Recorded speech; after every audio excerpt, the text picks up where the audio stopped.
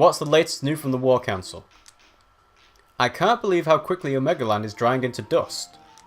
It's all happened in the past few months. Something's going on, I know it. And Black Hole's different too. Even though Sturm's out of the picture, it looks like they have an objective and are following someone's orders. Strange that. A group of army cadets following somebody's orders? Yeah. Our army is severely undermanned, but they're growing larger and larger. There must be someone or some group directing their movements and activities. For now, we're in the dark. All we can do is attempt to cut off their supplies. Commander Rachel, this is terrible, awful, horrible, catastrophic. Catastrophic. Catastrophic. What is it? Take a deep breath and start talking. There's a gigantic missile headed right for HQ. What? A missile? How long do we have? Impact in approximately 30 minutes. Ah, we have to launch a counterattack. Don't take your eyes off that missile. Bring it up on the screen now. I want to watch it as we fight. Now this is alluding to a cool feature in a Dual Strikers where obviously Nintendo wanted to showcase the whole top screen, bottom screen aspect of it. And this is the first time where you actually see sort of a physical environmental effect happen in real time. So, attention Allied forces, begin retreat procedures immediately. Dream on, freak. You're the CEO controlling that missile, right? This is our homeland and we're going to find a way to defeat you. Enemy untested. Skill levels low. Enemy victories impossible. Resistance useless. Approaching missile is your doom. Commencing attack procedure Alpha. So now you can see in the top left corner of the screen it's switched to the missile tracking feature. So we'll see that progress through as we go through the mission. Hey, so what? Maybe I'm not that strong, but I'm the most stubborn CEO you'll meet. I won't stop fighting until there's not a single one of you left standing. Everyone take a look at the screen. It shows a map of the continent, right? As soon as we start fighting, the countdown will start. But if we can defeat these chumps here before the timer reaches 0, we win. Things may not look good now, but this time our army has the upper hand. Let's move out and teach these creeps they can't mess with us. So for this mission there's a special loss state where if you run out of time, the missile lands and blows up the continent and you basically fail the mission. 30 minutes is a long time to actually complete a mission though, so I don't think anyone's actually ever lost a mission due to it.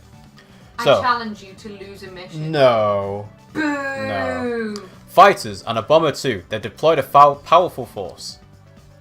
Yes, they have, but don't worry, we've got plenty of anti-air ordnance deployed. First, let's take a look at the enemy units and see what they can do. These are fighters. They're direct combat air-to-air units. They can strike hard and fly long distances, but they can't attack ground units. Next up, we have a bomber. It can devastate land and naval units.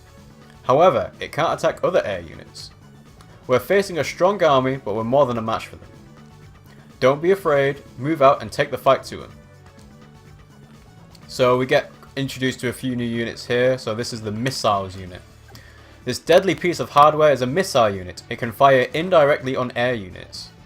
The fighter and battlecopter below are both within range, so let's attack. But which unit should you attack? The fighter or the copter? Any guesses?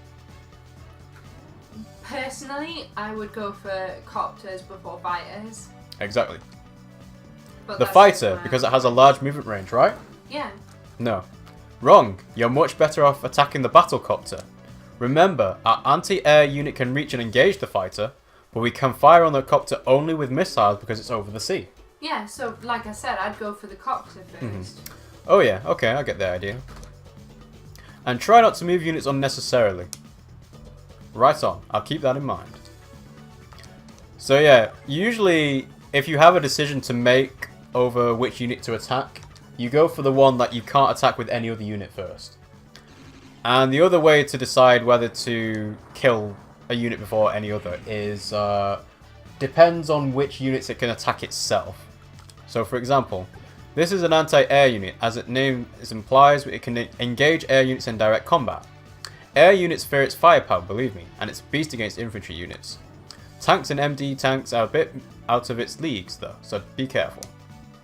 So with copters can fire back on anti-air units, but fighters can't. But first, we're going to use the rockets. A rocket launcher. This unit can fire indirectly on land and naval units. It can hit at a much greater range than artillery units, so I think you'll like it. As luck would have it, those enemy tanks are in range. Let's pound them. You totally missed another innuendo. Innuendo? Yeah. I will use that constantly throughout the Constantly. video. Because I have had far too much wine. Yeah. So, first off, we'll finish off the tank unit. I'm popping balloons here. Yeah. So I am totally distracted. Go ahead, do that. And you'll see that the counter in the top left corner is ticking down to sort of 2920, but it freezes every single time you actually engage a unit, so there's no way you'd ever lose this mission at all. Well, maybe you, but I mean, there are people out there with not a lot of skill. I mean, this game is available for what, 12-year-olds?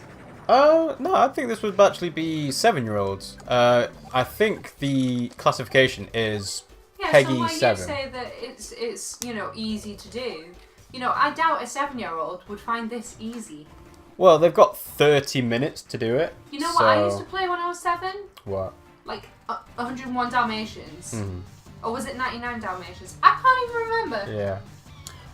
I've skipped through the first bit of this, but retreating in full view of the enemy is survival takes priority over victory. What? Lord Jugger. See? Lord Jugger, not just a CO. Lord Jugger, wait for us. So now Lord Jugger is just running away because, survival takes priority over victory. A coward who runs away lives to fight another day. This is so stressful, we can't afford to make a single mistake. As you can see, we're using both screens in this skirmish. So far, the top screen has only been used to display intel, right? Well, you can still see intel by tapping the X swap icon on the touchscreen. This icon switches the top screen between missile tracking and intel. So the X swap icon only functions when we have battles on two fronts, right? Oh, and there's something else I wanted to ask you about. The R info icon appears when the cursor is on a unit. What does it do? The R info icon allows you to see more detailed information on deployed units. You can check firepower, types of units you can attack, and other intel. The R info icon doesn't appear unless the top screen is on intel display, so you won't see it if you're tracking the missile. Remember that. Oh, and the R button does the same thing, so you can use it too. Cool, I'll make sure to use it. So, now we'll just finish this off here. Oh, you did finish it off? Oh, wow. We'll finish off the bomber. See, some COs, where it says the attack power is a certain percentage, it can actually vary quite wildly. So, Jugger is actually one of those COs, and I think Rachel and Nell are too, but not to such a negative standpoint, I don't think. So, yes, we did it. Fantastic. Nice work, Commander.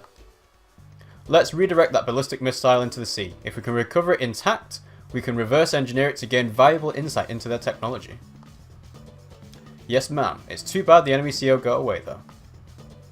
He survived the last time we fought, too. He's a tough shell to crack. Commander Max should be arriving soon, so I'm heading back to the front line. You're in command here now. Don't let me down. Wait, Commander Rachel. Shoot, she's gone. She's such an understanding leader. I'm glad she's with Orange Star. Yeah! 300 points, another S rank. And more experience for Rachel. Always good. Another one down. Who's next?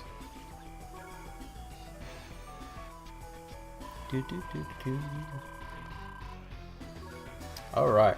It's going pretty well, this. We've got S classes for all of them so far. Well, like I said, it's hard to fail the missions, but it is the start of the game as well. Yeah, it is. If you didn't know what you're doing the first time around, it is quite easy to sort of lose units and not get a S rank on the third mission. So, saving over mission 4. So, mission 4 complete, and now we're moving on to mission 5.